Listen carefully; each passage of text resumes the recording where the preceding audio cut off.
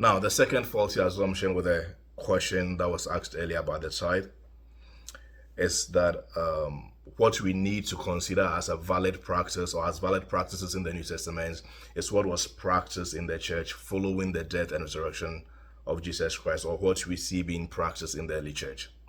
This is also an error when you consider the Bible.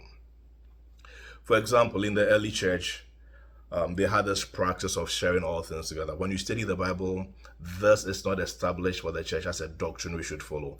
And we see that later on in the early church, this practice was abandoned.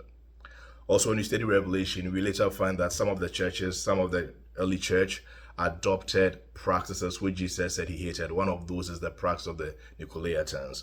And Jesus faced the church and told them this is something he hated. So if we use the practices of the early church, merely follow what they did as the practices we need for the new covenant, we may end up following good practices that are not established for us to follow in the New Testament. And we may also end up adopting bad practices that were being practiced in the early church, which Jesus himself wanted them to stop.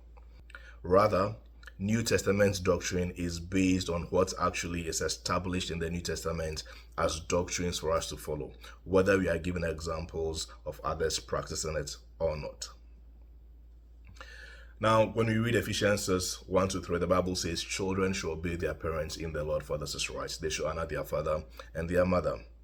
Now, even if it were true that in the entire Bible, we are given no example of children in the church obeying their parents in the Lord, that by itself does not disprove the fact that we have a doctrine or an instruction established for us that children should obey their parents in the Lord.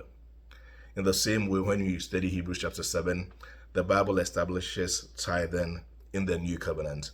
And I provide a link in the description of the video I did previously about the proof of tithing in the new covenant. Once this is established for us in the new covenant, it makes no difference whether we see an individual practicing the tithe or not. What matters is that it has been established in the scriptures for us.